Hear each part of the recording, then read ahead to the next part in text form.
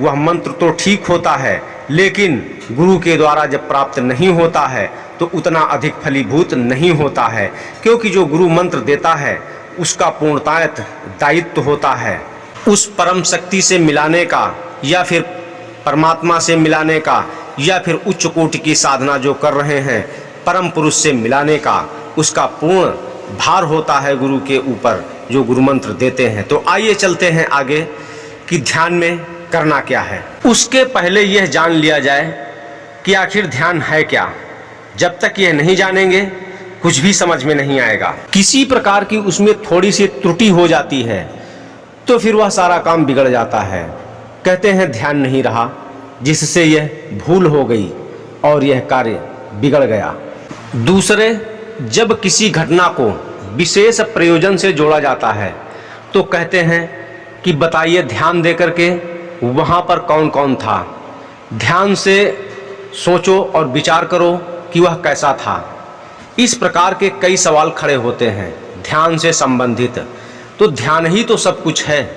यदि ध्यान बिखर गया तो कुछ भी नहीं होता है, सब कुछ बेकार हो जाता है। ध्यान ही सब कुछ है, बिना ध्यान के इस संसार में कुछ भी नहीं है। यदि कोई कार्य कर रहे हैं, ध्यान इधर उधर चला गया तो फिर यह भी नहीं याद रहता है कि मैं इस समय कहाँ पर हूँ, क्या सोच रहा हूँ, और कहीं के कहीं सोच में यानी अपना ध्यान लेकर के चले जाते हैं। यह कारण शरीर होता है। इसके बारे में भी मैंने पहले बताया है।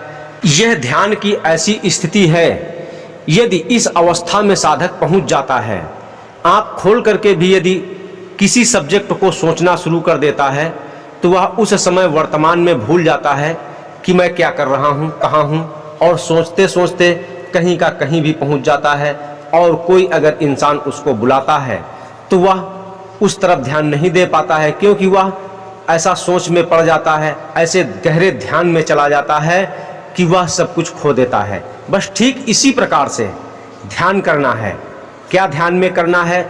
जब ध्यान साधना के लिए बैठें तो पूरे होश के साथ में बैठना है कि मैं ध्यान कर रहा हूँ, और उसी ध्यान में खो जाना है। ऐसा खो जाना है कि बस ठीक उसी प्रकार से कारण शरीर में चले जाना है। यह कारण शरीर बहुत ही गंभीर और बहुत शक्तिशाली होता है।